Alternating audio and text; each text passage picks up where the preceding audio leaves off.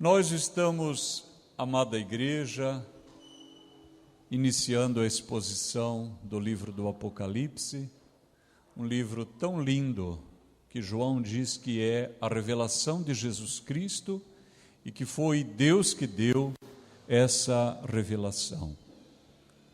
Nos aproximamos com muita humildade e com temor desse livro, porque ele contém textos literais, tem metáforas, textos que são simbólicos, de uma profundidade, de uma extensão que extrapolam a capacidade deste servo de Deus. Mas eu creio que o Senhor nos guiará numa jornada abençoada. Já fomos abençoados nessas 5 primeiras semanas e hoje queremos ler com os irmãos os versículos 10 e 11 do capítulo 1. Então, se você trouxe a sua Bíblia, você pode abrir em Apocalipse, capítulo 1, e nós vamos ler os versículos 10 e 11. Diz assim a palavra de Deus: Eu fui arrebatado em espírito no dia do Senhor, e ouvi de trás de mim uma grande voz como de trombeta, que dizia: O que vês, escreve-o num livro, e envia-o às 7 igrejas que estão na Ásia, a Éfeso, a Esmirna, e a Pérgamo, e a Tiatira, e a Sardes, e a Filadélfia, e a Laodiceia. Amém. Aqui nós temos uma ordem de Deus dizendo que ele deve escrever. Nós temos outras pessoas nas Escrituras, como Moisés, Jeremias, pessoas para quem disse, escreve. E aqui outra vez, essa instrução de Deus ao seu servo: O que vês, escreve num livro. E João, ele inicia o versículo 10 dizendo: Eu fui arrebatado em espírito.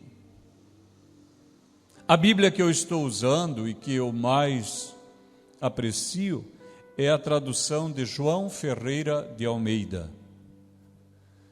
João Ferreira, que era órfão e foi criado por um tio bem situado financeiramente, e que educou João Ferreira de Almeida, que era português, pensando fazer dele um religioso de uma família tradicional católica. Investiu em João Ferreira de Almeida.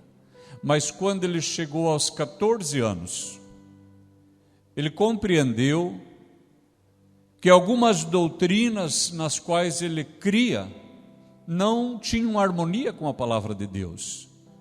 E então ele migrou para a igreja reformada, tornando-se assim um protestante, e trabalhou em vários países da Ásia, e com apenas 16 anos ele já tinha traduzido o Novo Testamento para o português, porque ele acreditava que as pessoas deveriam ter acesso à palavra de Deus em vernáculo, que cada pessoa pudesse abrir a Bíblia e lê-la.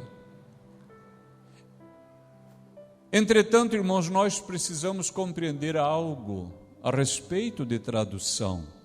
Tradução não consiste somente de pegar uma palavra do original e verter para aquela língua que se pretende, porque às vezes isso não é suficiente e não comporta a ideia original. E aqui nós temos um exemplo desses. Na minha versão, não sei qual a que você está utilizando, o versículo 10 diz: Eu fui arrebatado em espírito. Mas se você vai no grego do Novo Testamento, você não vai encontrar a palavra arrebatado. O que resta é: eu fui em espírito. Venha, por favor, para 1 Tessalonicenses, capítulo 4, versículo 17.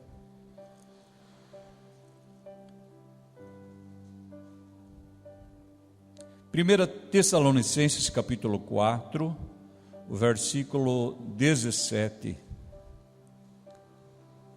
diz assim: depois nós, os que ficarmos vivos, seremos arrebatados juntamente com eles nas nuvens, a encontrar o Senhor nos ares, e assim estaremos sempre com o Senhor. Aqui sim, se você for procurar um texto original, você vai encontrar a palavra arrebatados, cuja raiz no grego é arpazo. Por que é importante nós entender isso?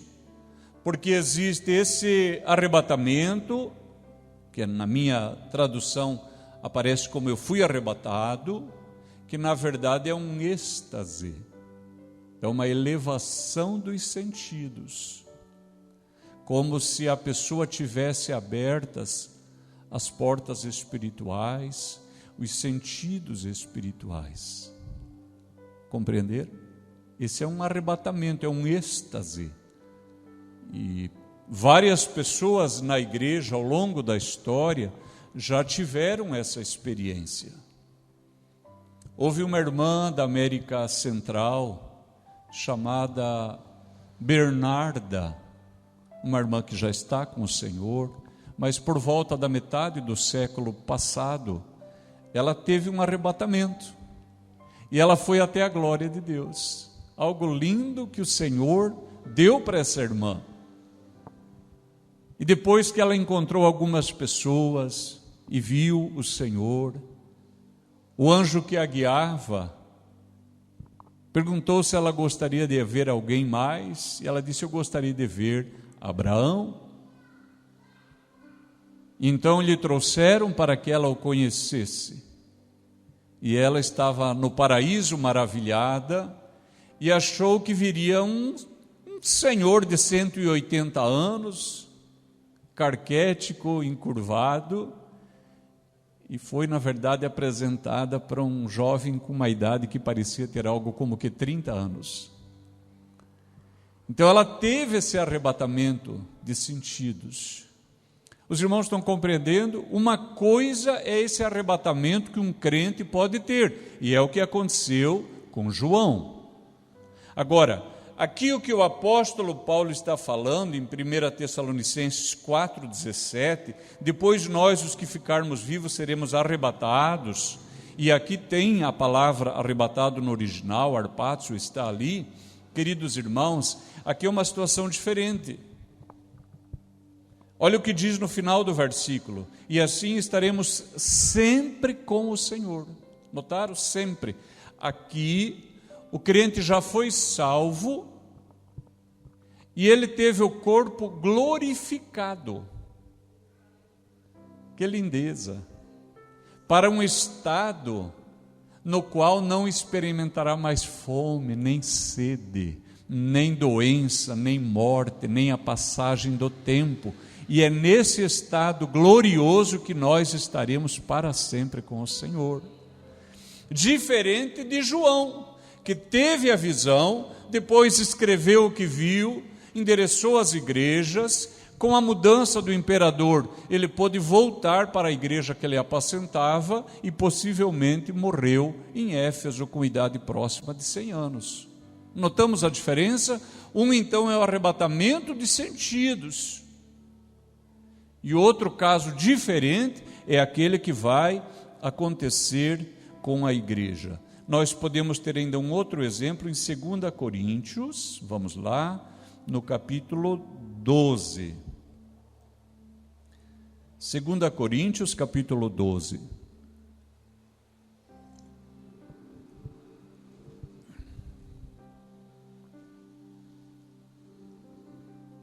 Diz assim: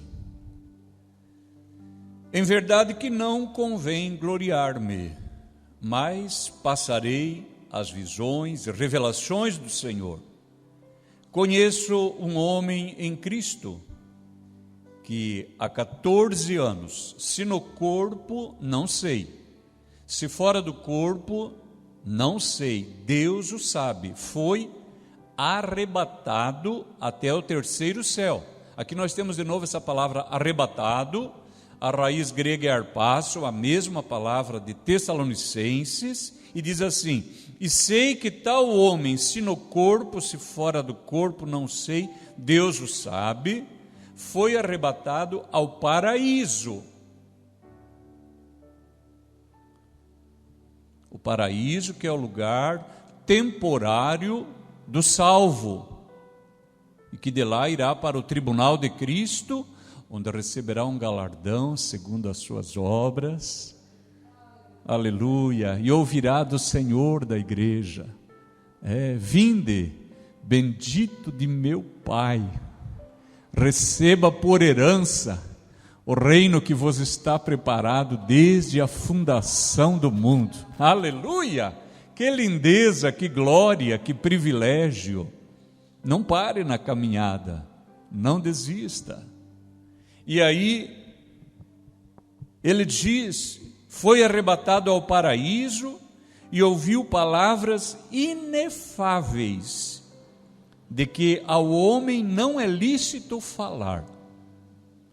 Inefável indica aquilo que não é possível exprimir, que faltam palavras. Você chegou ao limite do seu vocabulário e ainda não conseguiu descrever o que você viu e ouviu. É por isso que a palavra de Deus diz: aquilo que o olho não viu, o ouvido não ouviu, e nem com o coração se percebeu, é o que Deus tem reservado para aqueles que o amam.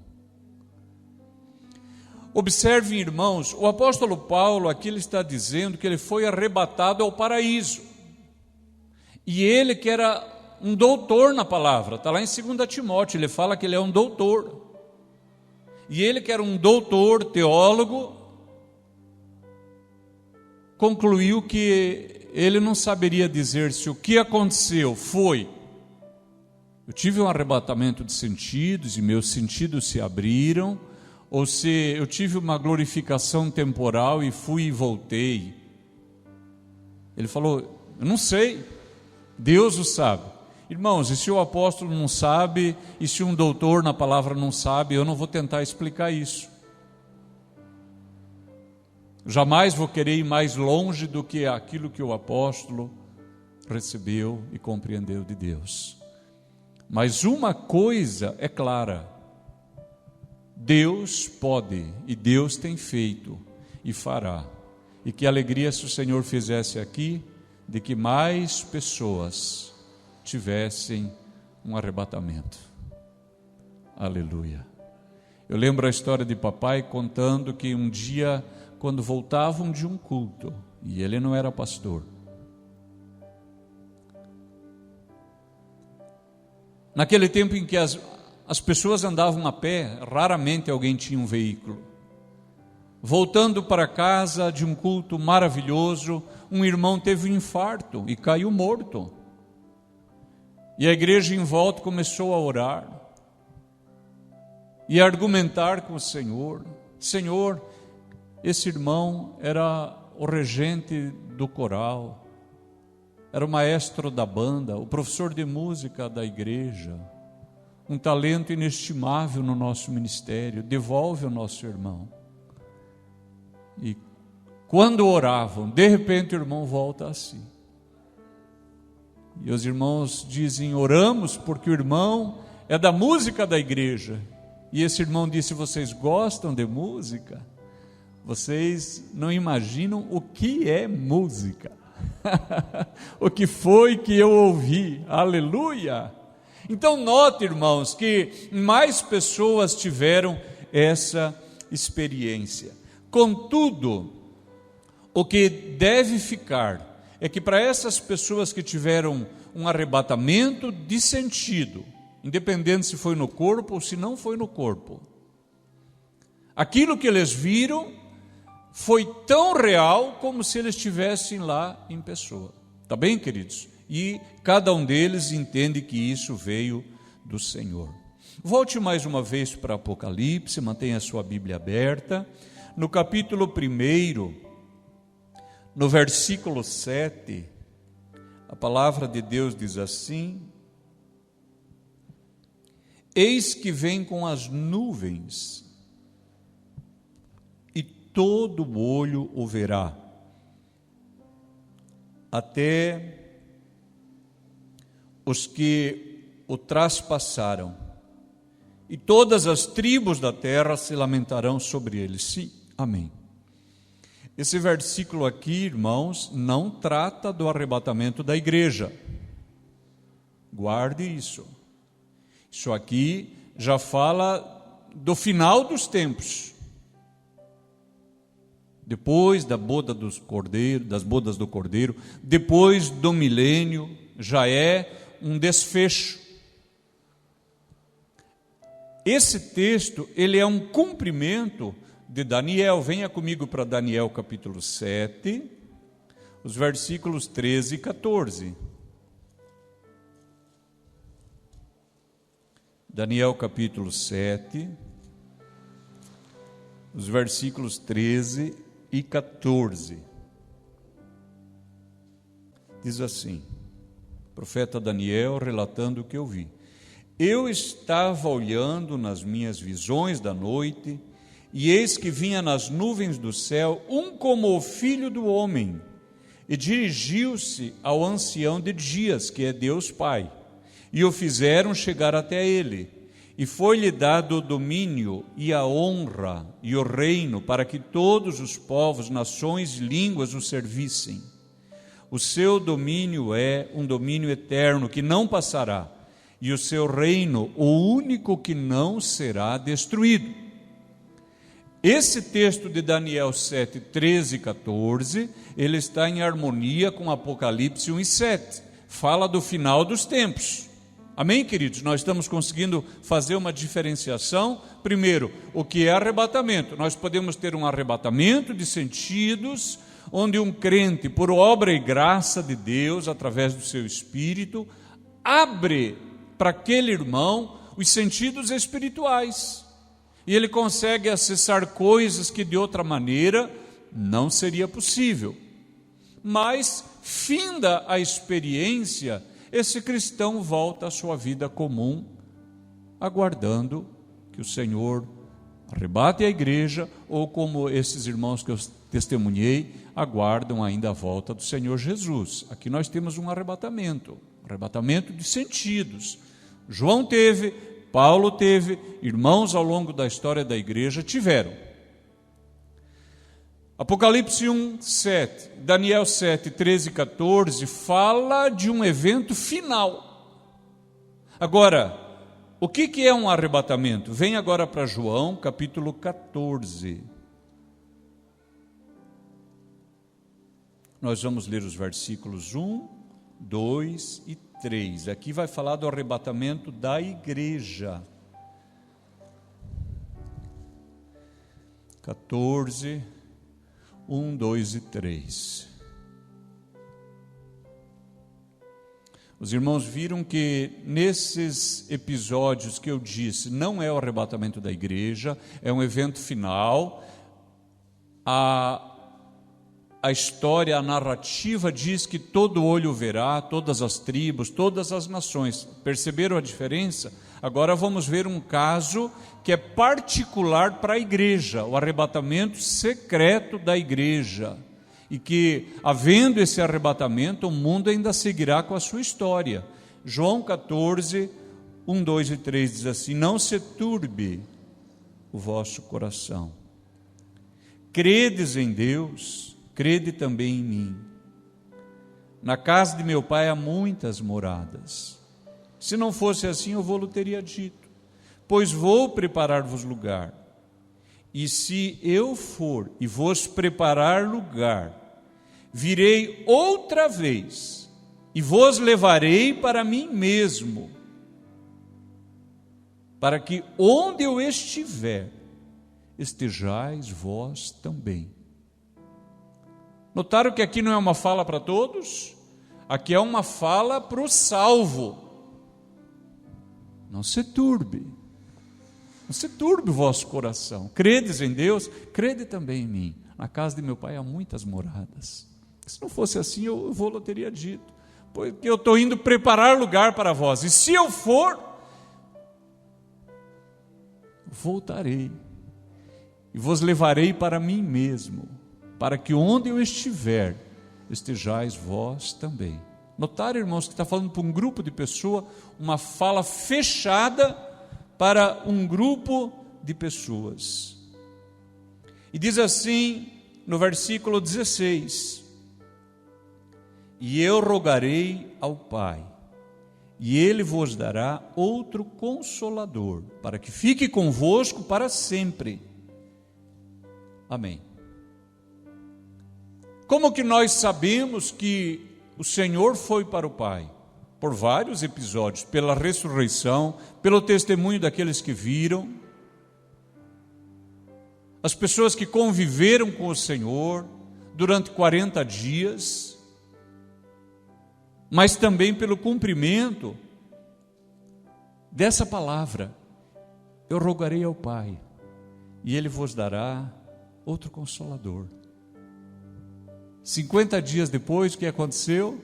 A resposta dessa fala de Jesus: eu rogarei ao Pai, Ele dará. E o Senhor deu, e veio o Pentecostes, e os crentes foram batizados com o Espírito Santo. Então, é um testemunho de que o Senhor Jesus foi para o Pai. E Ele disse: se eu for, eu voltarei outra vez, e vos levarei para mim mesmo, para que onde eu estiver, estejais vós também.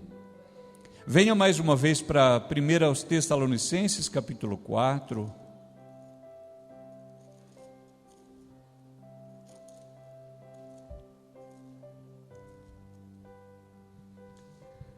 Diz assim o versículo 13: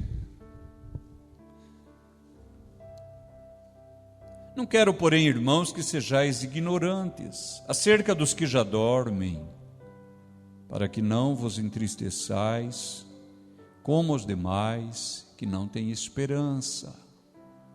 Guarde isso, irmão, guarde isso. A morte para o cristão é uma passagem. Aleluia. Não é saudades eternas, até nunca mais. Que é isso, que palavra horrível. É até breve, até já. Porque se cremos que Jesus morreu e ressuscitou, assim também aos que em Jesus dormem, Deus os tornará a trazer com Ele. Na volta do Senhor Jesus, secreta, só para a igreja, quando Ele vier, aqueles que morreram em Cristo e que estão agora no paraíso, vêm juntamente com Jesus. E diz assim: dizemos-vos isto pela palavra do Senhor,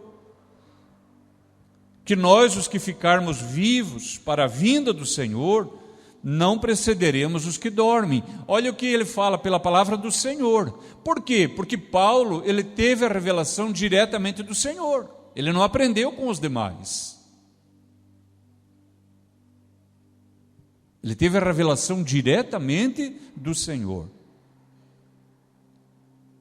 E diz: nós, os que ficarmos vivos para a vinda do Senhor, não precederemos os que dormem. Ou seja, aquela pessoa que foi sepultada, sua alma está no paraíso, seu espírito está no paraíso, nós não vamos para o céu antes que ela. É isso que está dizendo: nós não precederemos os que dormem. Porque o mesmo Senhor descerá do céu com alarido, com voz de arcanjo, com a trombeta de Deus, e os que morreram em Cristo ressuscitarão primeiro. Então, vai haver a ressurreição desses que morreram em Cristo. Isso é o que vai acontecer primeiro. E aí fala assim: depois nós, os que ficarmos vivos, seremos arrebatados. Olha o que diz o versículo 17: juntamente com eles, não é antes, é juntamente com eles, nas nuvens, a encontrar o Senhor onde? Nos ares. Note que não fala de mais ninguém aqui, irmãos. Aqui só o Senhor, os que morreram em Cristo e os salvos. Não fala de mais ninguém. Não fala as tribos da terra, as línguas, as nações, os que traspassaram, nada disso aqui. É o Senhor e a igreja. E assim estaremos sempre com o Senhor. E venha ainda, por favor, para Hebreus capítulo 9. Olha o que diz o versículo 28.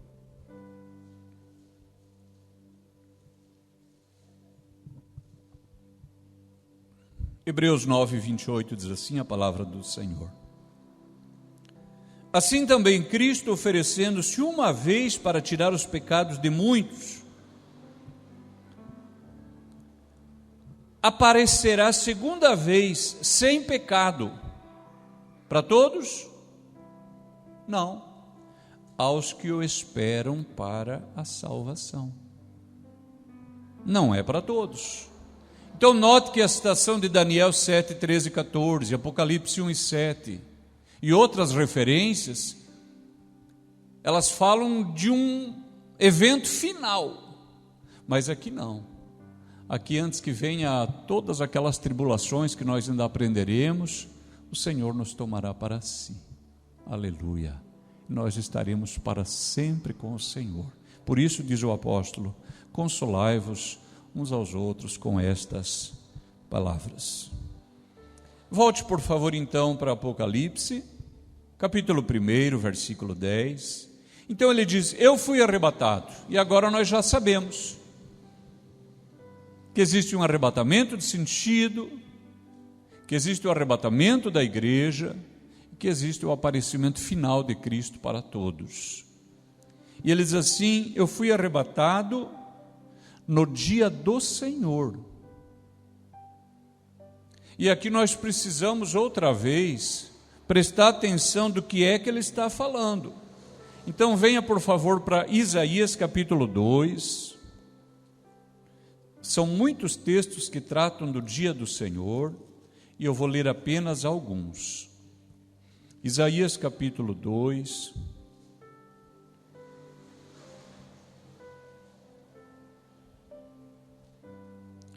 versículo 12,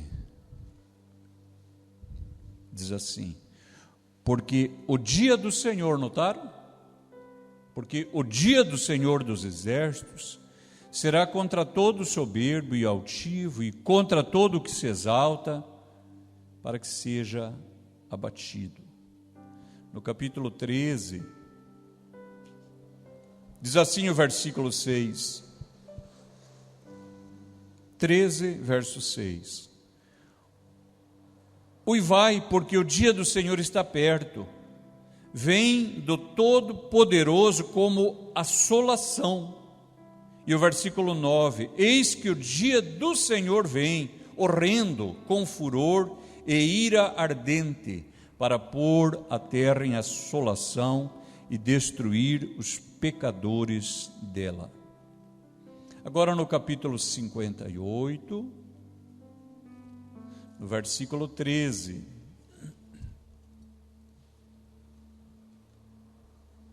está escrito assim: se desviares o teu pé do sábado, de fazer a tua vontade no meu santo dia. Olha aqui, tem o dia do Senhor de novo. Então nós temos um dia do Senhor que é um dia de juízo. Nós temos um dia do Senhor que é o sábado. Então nós vamos perceber que nós vamos encontrar 3 dias do Senhor. Um dia que aponta para o futuro, para o juízo final. E um dia não é um dia de 24 horas, está referindo a um tempo de assolação, um tempo de horror. E eu não estarei lá com a graça de Deus, e nem você, se você aceitou a Cristo. Então você viu, é o dia de assolação, vem do Todo-Poderoso para destruir os pecadores. Notaram? Isso é um dia do Senhor. Agora nós temos outro dia do Senhor, que é o sábado. A primeira referência que temos, a palavra santo na Escritura, está lá em Gênesis capítulo 2, versículo 3, quando diz que o Senhor santificou o 7º dia. Então nós temos aqui uma segunda referência. Em Joel, no capítulo 1, no versículo 15, diz assim: aquele dia, porque o dia do Senhor está perto e virá como uma assolação do Todo-Poderoso. Perceberam? Joel também. E nós vamos encontrar nos outros profetas menores a indicação de um dia chamado o dia do Senhor, mas que é um dia de destruição. Entretanto, queridos, o apóstolo João, quando disse: eu fui arrebatado no dia do Senhor, ele não está nem referindo a esse dia futuro de destruição, de assolação, e nem está referindo ao sábado. Venha, por favor, para Mateus 28 primeiro. Porque, irmãos, se João estivesse referindo ao sábado, ele poderia somente ter falado do sábado e já teria resolvido a questão. Diz assim, eu vou ler esse texto de Mateus e depois não vou ler os outros evangelhos, só vou citar, porque todos eles falam do mesmo acontecimento. No fim do sábado, Mateus 28:1, no fim do sábado, quando já despontava o quê? O primeiro dia da semana. Maria Madalena e a outra Maria foram ver o sepulcro. E eis que houvera um grande terremoto, porque um anjo do Senhor descendo do céu chegou, removendo a pedra, e sentou-se sobre ela. E o seu aspecto era como um relâmpago, e a sua veste branca como a neve. E os guardas, com medo dele, ficaram muito assombrados e como mortos. Mas o anjo, respondendo, disse às mulheres, não tenhais medo, porque eu sei que buscai a Jesus que foi crucificado. Ele não está aqui, porque já ressuscitou, como tinha dito. Amém. Bendito seja o nome do Senhor. Até aqui a nossa leitura. Olha o que o anjo diz, eu sei que buscais a Jesus, ele não está aqui, porque ele já ressuscitou. Quando? No primeiro dia da semana. Essa narrativa você vai encontrar também em Marcos 16, do 1 a 6, e também em Lucas 24, de 1 a 6. Entretanto, venha por favor para Atos capítulo 20, versículo 7. Atos capítulo 20, versículo 7. Diz assim, no primeiro dia da semana, ajuntando-se os discípulos para partir o pão, Paulo, que havia de partir no dia seguinte, falava com eles e alargou a prática até a meia-noite. Olha uma coisa, irmãos, se eu entender que aqui partir o pão está falando só de comer, então eu também tenho que entender que eles só comiam uma vez por semana. Os irmãos perceberam? Está dizendo, eles se reuniram no primeiro dia da semana para partir o pão. Irmãos, esse partir o pão é a ceia do Senhor, porque os irmãos vão encontrar narrativas, quando o Senhor Jesus opera o milagre, a Bíblia diz que ele dá graça, e partindo o pão, depois, no dia que ele institui a ceia, ele parte o pão. Em Lucas, na casa daqueles dois discípulos, quando eles voltam para a sua aldeia em Emaús e convidam Jesus, sem saber que era o Senhor, para entrarem na sua casa e passar a noite ali. A Escritura diz que eles estavam assentados os três, e quando Jesus partiu o pão, reconheceram que era ele. Então aqui o texto está dizendo que no primeiro dia da semana, ajuntando-se os discípulos para tomar a ceia do Senhor. No primeiro dia da semana. Por quê? Porque foi no primeiro dia da semana que Jesus ressuscitou. Agora venha comigo para 1 Coríntios, capítulo 16, o versículo 2. 1 Coríntios, capítulo 16, versículo 2. O apóstolo Paulo diz assim, no primeiro dia da semana, cada um de vós ponha de parte o que puder ajuntar, conforme a sua prosperidade, para que se não façam as coletas quando eu chegar. Eles estão fazendo uma coleta para os pobres da igreja em Jerusalém. Ele diz, no primeiro dia da semana. O que isso significa? Que lá em Atos, a igreja já estava se reunindo no primeiro dia da semana, porque foi o dia que o Senhor ressuscitou. Aqui, passado alguns anos, a igreja continuava se reunindo no primeiro dia da semana. Então, o ponto 1, para que a igreja fizesse culto no primeiro dia da semana, a ressurreição do Senhor. Ponto 2, venha para Atos capítulo 2. Diz assim o versículo 1. Atos capítulo 2, versículo 1. Cumprindo-se o dia de Pentecostes, estavam todos reunidos no mesmo lugar. E de repente veio do céu um som como de um vento veemente e impetuoso, e encheu toda a casa em que estavam assentados. E foram vistas por eles línguas repartidas como que de fogo, as quais pousaram sobre cada um deles. Todos foram cheios do Espírito Santo e começaram a falar em outras línguas, conforme o Espírito Santo lhes concedia que falassem.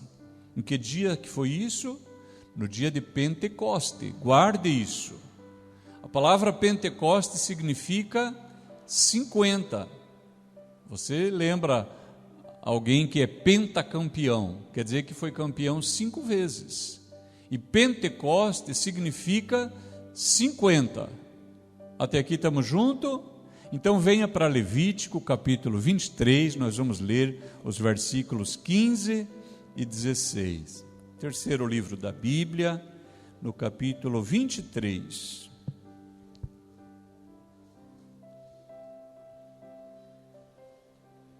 Diz assim no versículo 9.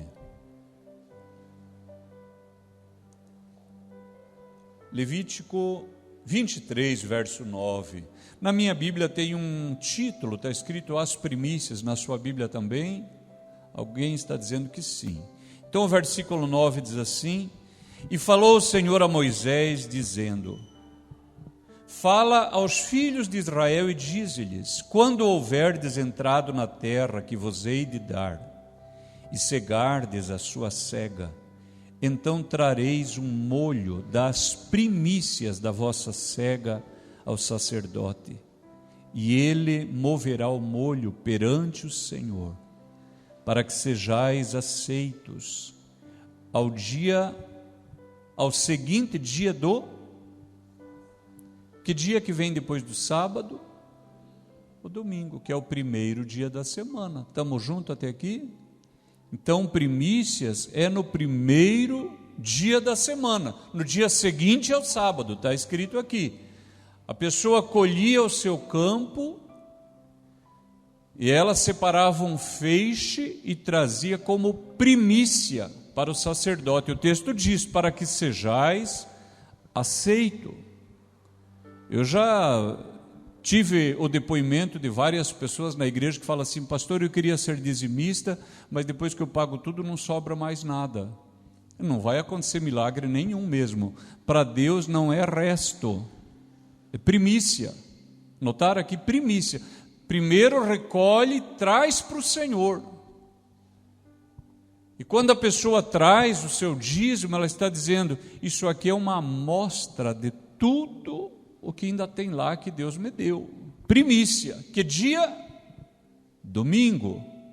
E diz assim no versículo 15. Sobre o versículo 15, a minha Bíblia também tem um título, diz o Pentecostes. Está para você assim também? Diz assim: depois para vós contareis desde o dia seguinte ao sábado, domingo, desde o dia em que trouxerdes o molho da oferta movida, 7 semanas inteiras. Quanto que dá 7 semanas? 7 vezes 7, 49. Aí fala assim: até o dia seguinte ao sábado, 50. Por isso que o nome é Pentecostes, 50 dias. Então, quando aconteceu o evento em Pentecostes, aquilo foi uma festa das primícias, uma festa das colheitas. Eu acho essa história linda, linda, linda. Aqueles 120 irmãos, foi como se o Espírito Santo trouxesse eles e movesse eles diante do Senhor, assim como no Antigo Testamento fazia com o trigo, com a cevada, dizendo a Deus Pai: isso aqui é só uma amostra de uma grande colheita que se fará por todo o mundo, aleluia! em que o Evangelho, aleluia, do reino será anunciado. Queridos irmãos, nós estávamos representados naqueles 120 crentes, nós também fazemos parte desta colheita que o Senhor está promovendo. Ele nos achou, nos colocou no seu feixe. Então, queridos irmãos, igreja querida, Pentecostes foi no primeiro dia da semana. Todos compreenderam isso? Ficou fácil de compreender. É por isso que quando João diz assim, em Apocalipse, no capítulo 1, versículo 10, eu fui arrebatado em espírito no dia do Senhor. Ele está dizendo, eu fui arrebatado num domingo. Quase 2 séculos depois, lá no século 3, o imperador Constantino, ele adota essa palavra domingo, que significa dia do Senhor, de domínio, de poder, daquele que tem autoridade. E há quem diga que mudar o dia do culto do sábado para o domingo foi apenas a adoção de um culto que já se fazia para o sol, um culto pagão. E por isso que, por exemplo, em inglês você tem Sunday, que é dia do sol, ou em alemão Sonntag, dia do sol. Mas irmãos, isso é tudo uma bobagem. Nós acabamos de ver que não no século III com Constantino, no século I a igreja já fazia culto no domingo. Por quê? Porque o Senhor da igreja ressuscitou num domingo e porque o Espírito Santo foi dado num domingo. É por isso que nós nos reunimos no domingo. Mas como Paulo exortou tão bem, nós não temos problema nenhum, irmãos, nenhum, com aqueles que cultuam e guardam o sábado, de modo algum. Paulo inclusive diz, aquele que guarda para o Senhor guarda, e o que não guarda para o Senhor não guarda, porque se vivemos ou se morremos, nós somos do Senhor. Amém, queridos? Que Deus nos abençoe. Aleluia. Vai acontecer um arrebatamento. Eu farei parte disso. Não perca aquele dia. Não confie em você. Não confie na sua justiça. Não confie na sua santidade, nas suas obras próprias. Confie na obra de Cristo. E dê testemunho para a sua alma e para quem mais quiser ouvir. Eu serei salvo pela obra que Cristo fez a favor da minha vida. E nós nos veremos no céu. Incline sua cabeça um instante. Nós amamos a Ti, Senhor. A verdade é que Te amamos. Às vezes falhos, às vezes caídos, às vezes quase parando, às vezes desviados, mas nos sentimos atados ao feixe daqueles que o Senhor comprou com o seu sangue. E voltamos, e temos voltado tantas vezes e voltaremos ainda, por causa da Tua misericórdia e da Tua graça. Ó Senhor, abençoe cada um que ouviu a Tua palavra nesta noite. E eu oro com fé, com humildade, mas com ousadia. Ó Deus, abençoe também aqueles que ouvirão através das redes sociais. Que haja conversão, que haja transformação e que mais pessoas possam se render ao amor maravilhoso de Cristo Jesus. Ó Senhor, quando vieres buscar a Tua igreja, dá-nos a graça de sermos contados entre aqueles que o Senhor levará. Quando estaremos para sempre com o Senhor, nós oramos gratos no nome de Jesus. Amém e amém. Glórias a Deus.